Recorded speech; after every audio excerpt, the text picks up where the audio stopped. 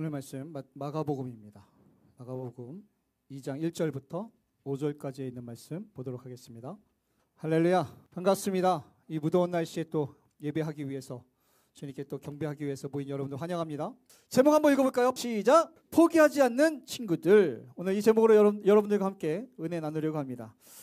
1997년도입니다. 1997년도 우리나라에 엄청난 사건이 벌어졌는데요. 혹시 어떤 사건인지 아십니까? 그때 세계적으로도 큰 이슈가 있었는데 그게 뭐였냐면 홍콩이 반환됐어요. 우리나라에 또 엄청난 사건이 벌어졌어요. 그게 뭐예요? IMF가 터졌어요. 나라가 부도가 났어요. 아니, 전 처음 들어봤어요. IMF라고 하는 게 있는지도 몰랐고 나라가 부도 날 수 있다는 것도 처음 알았어요. 그때 제가 군대를 갔는데 군대 갈 때만 해도 뭐 서로 안 가려고 난리였거든요. 근데 제가 군대에 갔는데 그 다음부터 갑자기 1998년도 되니까 대학생들마다 휴학을 하고 군대 오겠다고 줄을 서가지고 군대 들어오기가 그렇게 힘든 해가 바로 1998년도였습니다. 나라가 부도가 났어요. 뉴스에서 난리가 났습니다.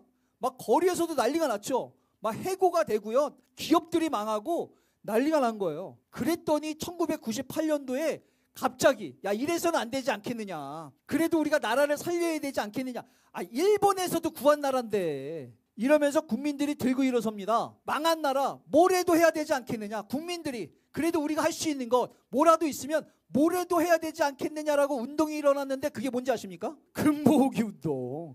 전 세계적으로 난리가 났어요. 어마어마하게 많은 사람 수백만 명이 모여가지고요. 장롱에 있는 금들을 다, 여러분 금이 물론 자산으로 모을 때도 있었지만 대부분의 사람들이 그 당시에는 어떤 금인지 아십니까? 자식들 돌, 부모들한테 받았던 유품 막 이런 것들 있잖아요. 그러니까 정말 귀하고 귀한 것들을 장롱에다 꼽아쳐 놓은 거를 나라고 하겠다고 국민들이요.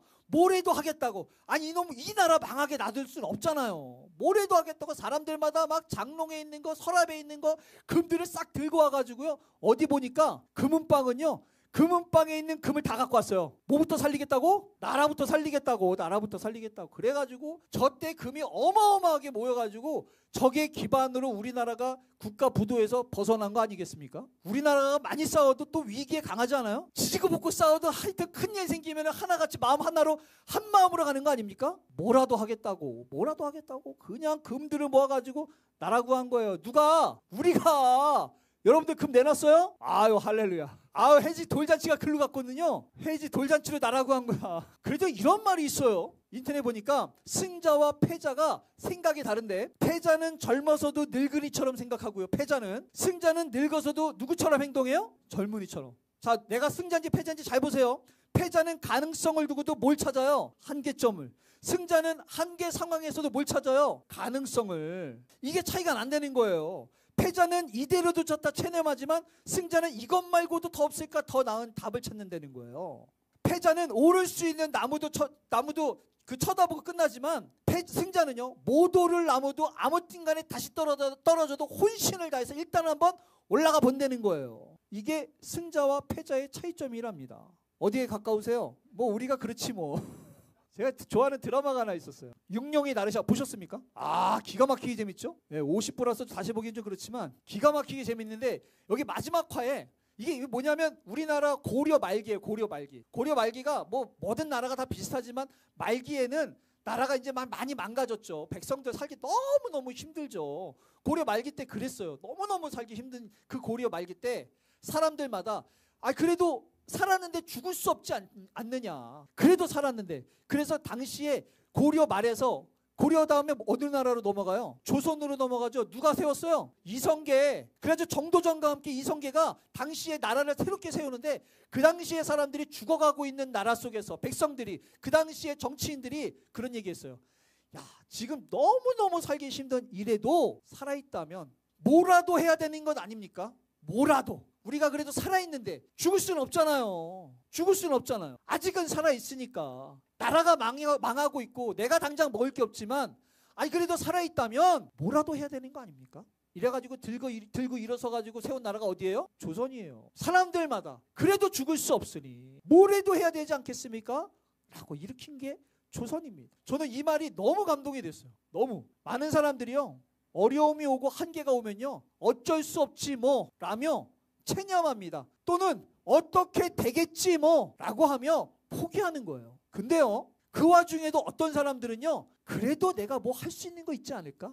그래도 이것 때문에 나라가 바뀌지 않는다 하더라도, 이것 때문에 지금 당장 내 인생이 달라지지 않는다 하더라도, 그래도 가만히 있는 것보다 나으니까 뭐라도 좀 해야 되지 않아? 라고 하는 사람들이 있는 거죠. 그래서 베스트셀러에 이런 책이 있었어요. 1%만 바뀌어도 뭐가 바뀌어요? 여러분 1%만 바뀌어도 인생이 바뀌어요? 근데 당장은 안 바뀌지만 장기적으로 보니까 그때 1%를 바꾸려고 했었던 그 태도가, 그때 1% 때문에 바꿨던 그 삶의 습관이, 그때 1%만 바뀌었었던 그 생각의 그 차이가 결국에는 인생이 바뀌었다라고 하는 것이 많은 성공자들로부터 나오는 거예요. 몇 프로요?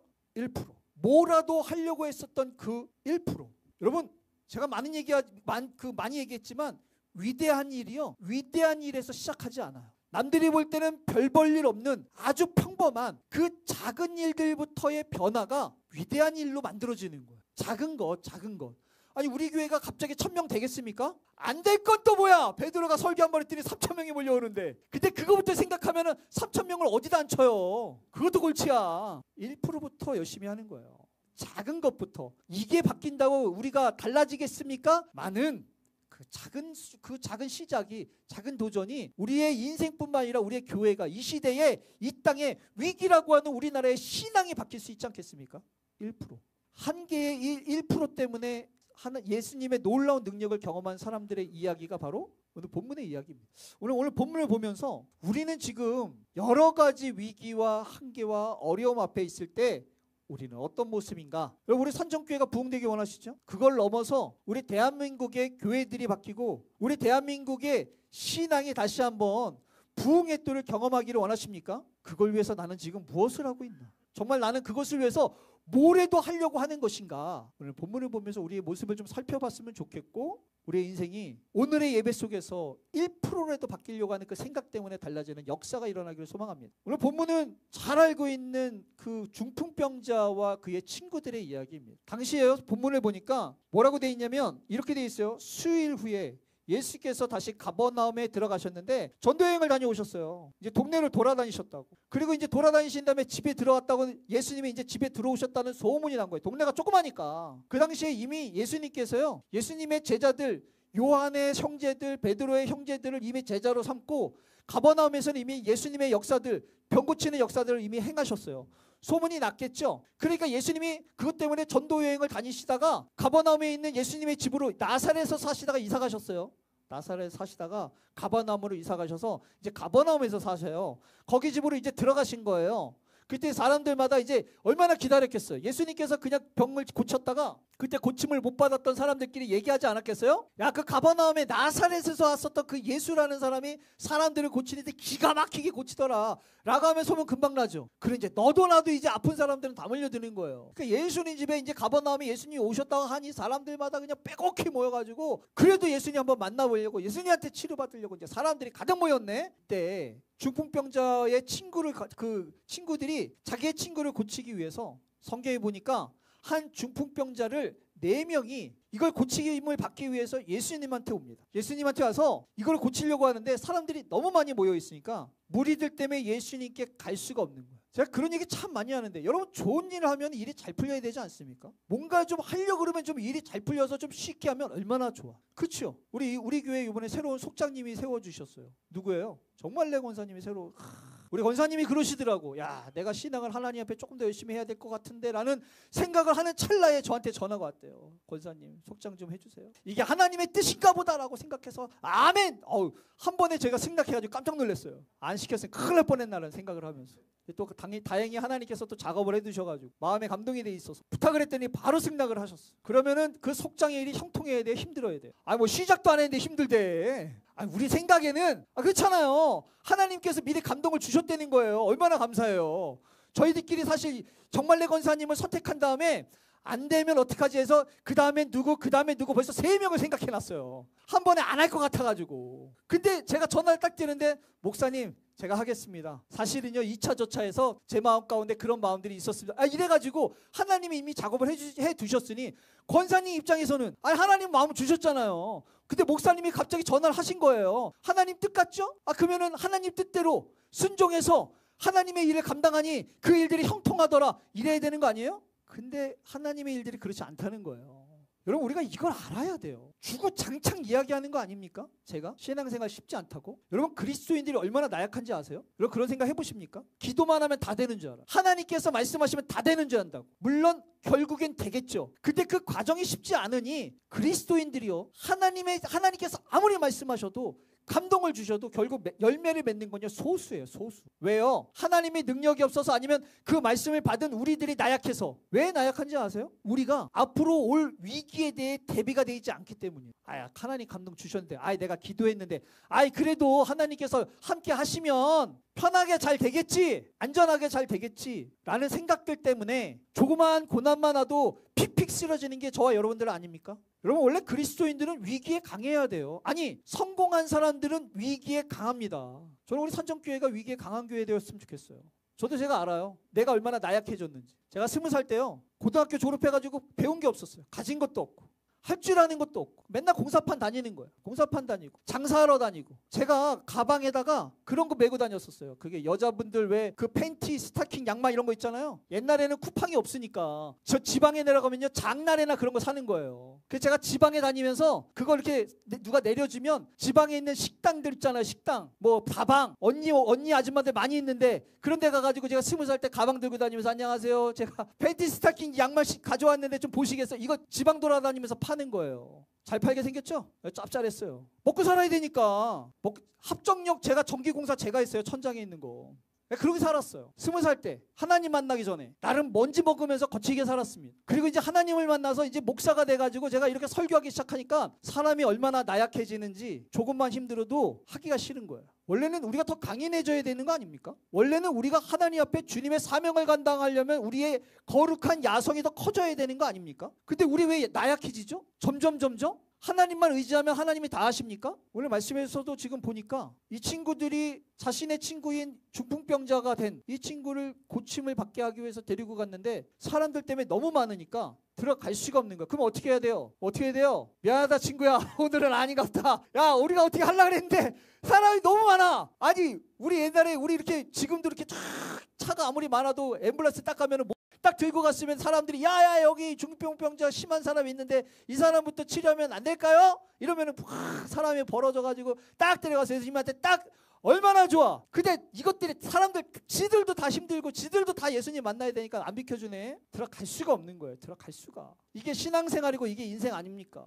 그래서 신앙생활을 하고 있는 우리들에게는 우리가 살아가면서 하나님의 뜻대로 살면서 한계를 경험할 때가 꾸준하게 있습니다. 꾸준하게. 하기 쉬우면 우리가 도대체 하나님께 왜 기도하며 하나님을 왜 의지합니까? 우리가 우리의 힘으로 할 수 없으니, 우리의 능으로 할 수 없으니, 그래서 우리가 한계를 경험하니 하나님께 기도하고 의지하며, 그래서 하나님께서 행하실 때 우리가 고백하고 간증하고 증인되는 거 아닙니까? 그래서 우리가 한계를 경험하는 것은요, 여러분 읽어볼게요. 시작. 한계는 뭐라고요? 축복의 관문이에요. 그리스도인들은 좀 생각이 달라야 되지 않겠어요? 하나님을 모르는 사람들과 이 성경책을 모르는 사람들하고는 우리가 좀 생각이 달라야 되지 않겠습니까? 아니 왜 우리가 하나님을 믿지 않고 성경을 모르는 사람들하고 똑같이 생각합니까? 아니 심지어 하나님을 모르고 성경을 모르고 있는 사람들 중에 성공한 사람들보다도 못해야 됩니까? 우리가? 그래도 괜찮아요? 안 창피해요? 우리의 언어가 안 창피합니까? 우리들이 고난을 경험하고 있는 이 삶의 태도가 안 창피해요?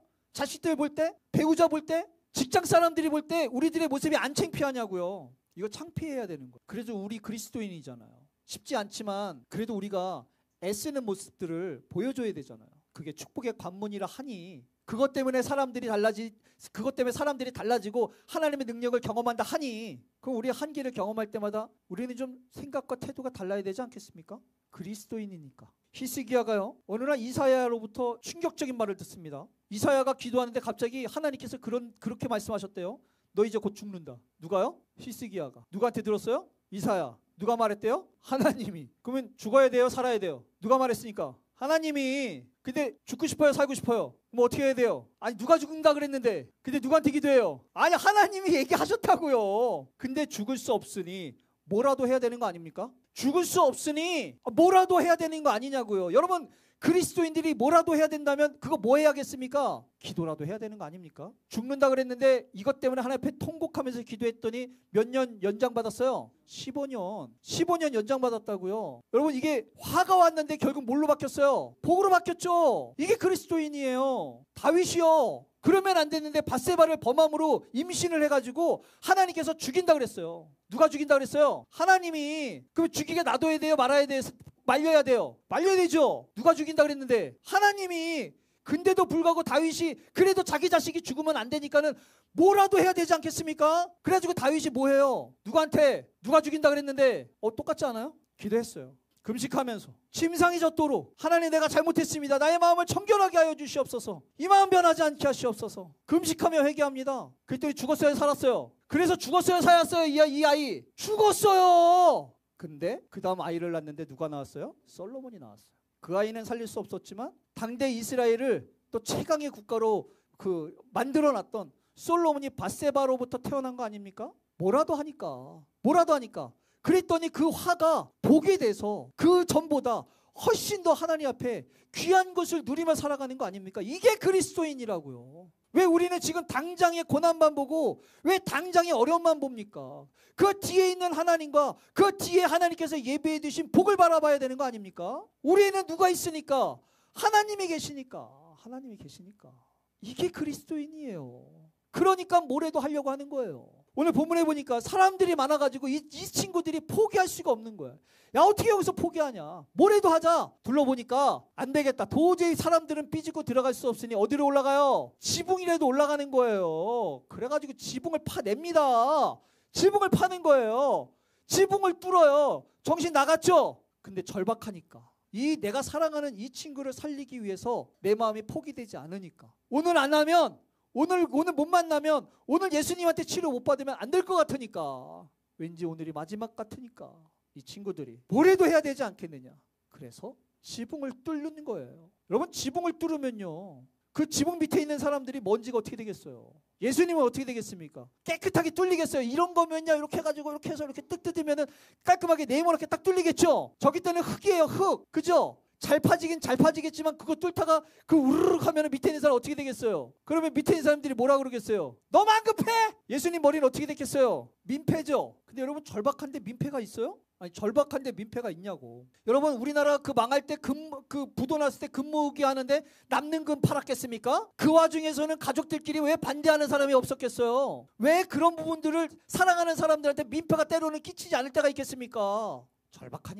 절박하니까 포기할 수 없으니까. 그러니까 지붕이라도 뚫는 거 아닙니까? 뭐라도 해야 되니까. 그러니 예수님께서 이렇게 말씀하세요. 그들의 믿음을 보시고. 그들의 뭐를 봤다고요? 믿음. 내가 뚫으면 지붕은 뚫릴 거야 라는 믿음이겠어요? 이런 믿음이겠냐고. 예수님 무슨 믿음을 보신 거예요? 친구들의 절박함. 여러분, 지붕 뚫는 행위가 생각보다 그렇게 좋은 행위가 아닐 수 있어요. 그렇잖아요. 소리 버럭버럭 지르면서 한 명 한 명 밀치면서 뭐 어떻게든 피해를 주지 않고도 예수님 만나는 방법이 왜 없겠냐고. 왜? 그게 지혜로운 방법인가요? 전 잘 모르겠어요. 사람들한테 피해 주는 방법은 아닌가? 예수님한테는 얼마나 민폐예요. 왜 그 방법밖에 없겠냐고. 내일 오면 안 돼? 아니면 저녁까지 기다리면 안 돼? 왜 다른 방법이 없었겠어요? 생각해 보세요. 근데 예수님이 보신 건 급하니까, 절박하니까 뭐래도 하려고 하는 그 마음 때문에, 그 행동 때문 아니겠습니까? 그게 정확한 답은 아닐지언정, 그게 지혜로운 방법은 아닐지언정, 그게 유일한 한 가지의 방법은 아닐지언정, 때로는 그게 사람들한테 손가락질 당하고 비웃음 당하고 사람들한테 욕먹을 짓이지언정, 예수님께서는 그 마음의 절박함을 보시고 오죽했으면, 저 친구를 오죽 사랑했으면, 저 친구를 고치고자 하는 마음이 오죽 컸으면, 지금 당장 예수님한테 만나서 이 병을 고치지 않으면 안 될 것 같은 그 마음이 오죽했으면 저렇게 했을까. 오죽했으면. 예수님께서 그 친구들의 이 오죽했으면 하는 이 믿음을 보신 거 아닐까요? 여러분, 이 마음을 품어야 되는 게 바로 그리스도인이에요. 혈류병의 여인이요, 아무리 좋은 사람들을 만나도 치료가 되지 않는 거야. 그랬더니 뭐 했어요? 예수님의 옷자락이라도 만났어요. 오죽했으면 옷자락이라도 만지면 치료될 것 같은 간절함이 있으니까 예수님께서 그 믿음을 보시고 고쳐주시잖아요. 오죽했으면 옷자락이라도 만지려고 하는 거예요. 옷자락이라도. 바디메오는요, 그것도 못해. 보이지 않으니까 그것도 못해. 아니 가야 만지지. 어디 있는지 모르겠는 거예요. 사람들이 예수님이 지나간다는 소리는 들리는데 어디 있는지 모르는 거야.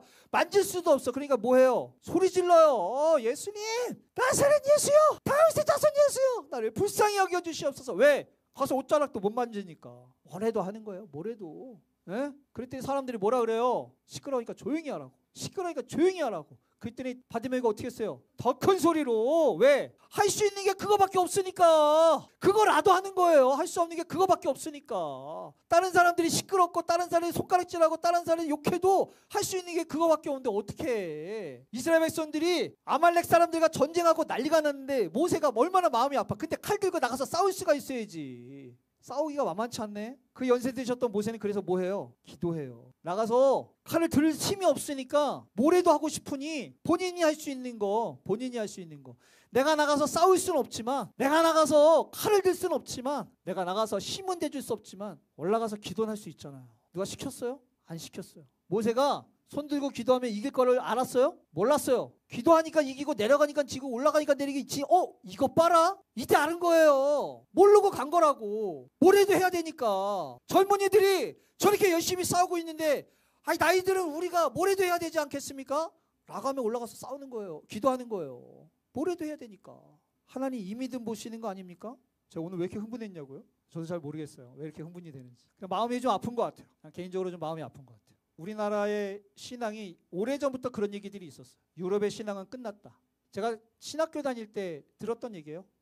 제가 신학교 다닐 때 독일에 있는 신학교 그 총장님이 오셔가지고 그런 얘기 하더라고요. 독일은요, 종교 개혁을 일으켰던 나라입니다. 우리가 신학을 제대로 공부하려면 독일어를 배워야 돼요. 그런 나라예요. 근데 거기 유명한 신학교 교수님이 오셔서 그러더라고요. 우리나라에 와서 선교 좀 해달라고.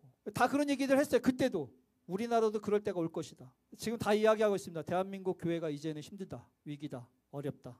여러분 지금 우리 교회처럼 이렇게 부흥하는 교회는 기적입니다. 힘들어서. 다 힘들다고 이야기해요. 다 안 될 거라고 이야기해요. 다 어렵다고 이야기해요. 그러면 그런 상황 속에서 뭐래도 해야 되는 거 아닙니까? 그러면 여러분 우리 교회만 잘 된다고 되는 게 아니잖아요. 그런 교회들을 바라보며 그런 시대를 바라보면서 가슴 아프다면 뭐라도 해야 되는 거 아닙니까? 우리 삶 가운데 위기가 왔으면 여러분 포기하지 마십시오. 그 뒤에 하나님이 계심을 여러분 믿으시길 부탁드립니다. 저는 그러한 영적인 야성이 하나님을 향한 거룩한 그 열정들이 우리 교회 가운데 모여지면 이 산정교회 달라지지 않겠습니까? 여러분 부탁드립니다. 뭐라도 좀 해주십시오. 여러분들의 인생을 위해서도지만 이 산정교회를 위해서 뭐라도 좀 해주시면, 그러면 모세가 기도할 때 아말렉이랑 열심히 싸웠던 그 여호수아처럼 열심히 싸울 사람들이 있으니까 뭐라도 좀 해주세요. 뭐라도. 우리 교회가 뭐래도 좀 이 시대를 향해서 뭐래도 좀 하려고 애쓰면 하나님 앞에. 그래, 이 산정교회가 이 시대의 교회들이 다시 회복되는 데에 자그마한 등불 되지 않겠습니까? 안 된다고 이야기하기 전에 우린 좀 뭐라도 하자고요. 창피하게 내 신앙만을 위해서 신앙생활하는 거 저희 산정교회에서는 좀 거부했으면 좋겠습니다. 나만을 위한 신앙생활, 나 하나 구원받는 신앙은요, 성경에 없어요. 성경에 없다고. 바울이 모든 사람들이 구원을 받는데 자기 때문에 내가 모든 사람들을 구원시키고 도리어 내가 버림받을까봐 나를 쳐서 복종시키는 거예요. 뭐하러 그렇게 해요? 나 하나 구원받으면 되는데. 근데 그거는 기독교가 아니니까. 우리의 신앙에서, 우리 삶에서 우리 신앙을 위해 싸우는 걸 넘어서 여러분 이 교회를 위해서 좀 싸워주세요. 이 산정교회를 위해서, 산정교회 부흥을 위해서 좀 싸워달라고요. 그리고 그걸 넘어서 우리 산정교회가 우리 교회만을 위한 것이 아니라 이 지역과 이 나라를 위해서 좀 싸워보자고요. 위대한 일에서 시작됩니까? 뭐라도 하려고 하는 그 마음 때문에, 뭐라도 하려고 하는 그 1%의 변화 때문에 일어나는 거 아닙니까? 저는 제가 목회하고 있는 이 산정교회가 그런 신앙을 좀 가졌으면 좋겠습니다. 마지막 이 다윗 이야기하고 마칠게요. 다윗이 사울에게 포위를 당했어요. 아무것도 할 수 없는 상황이었어요. 아니 이제 곧 죽을 위기에 놓여 있었습니다. 그 다윗이 시편에서 이렇게 기도합니다. 하나님이여 내게 은혜를 베푸소서. 내 영혼이 주께 피하되 주의 날개 그늘 아래서 이 재앙이 지나가기까지 피하리이다. 내 영혼이 사자들 가운데서 살며 내가 불사르는 자들 중에 누워 있으며 이제 곧 죽을 것 같은 거예요. 그 위기 속에서 다윗은 이렇게 고백합니다. 하나님이여 내 마음이 확정되고 내 마음이 확정되어 싸우니 내가 노래하고 내가 찬송하리이다. 다윗이 지금 죽을 것 같은데 여기서 할 수 있는 건 아무것도 없으니 뭐래도 해야 되니까 뭐 하고 있어요? 하나님 앞에 기도하며 찬송하며 예배하는 거야. 자기 마음을 확정해서. 우리 산정교회가 우리의 마음을 확정했으면 좋겠습니다. 더 이상 나약하지 않게, 더 이상 우리가 나약하지 않도록, 위기와 고난에 대해 우리가 더 이상 무서워하지 않도록 우리의 마음을 확정해서 우리의 신앙을 위해 싸워내는 것을 넘어서 교회를 위해, 이 시대, 이 나라를 위해서 싸우기를 확정하고 하나님 앞에 우리가 앞으로 뭐라도 하려고 하는 그 간절함으로 주님 앞에 매달릴 수 있는 저와 여러분 되기를 간절히 부탁을 드립니다. 우리 함께 찬양했으면 좋겠습니다. 모든 상황 속에서 함께 찬양하면서 정말 그 마음으로 하나님, 더 이상 나약한 그리스도인 되지 않게 하시옵소서. 하나님, 내 삶의 고난과 역경일 때 주님을 바라보게 하시고 그걸 넘어서 교회를 위해, 이 시대에 위기라고 하는 이 땅의 교회들을 위해 뭐라도 하려고 하는, 뭐라도 좀 할 수 있는 내가 되게 하시고 산정교회 되게 하시옵소서. 이 마음을 가지고 하나님 앞에 고백하며 찬양했으면 좋겠습니다.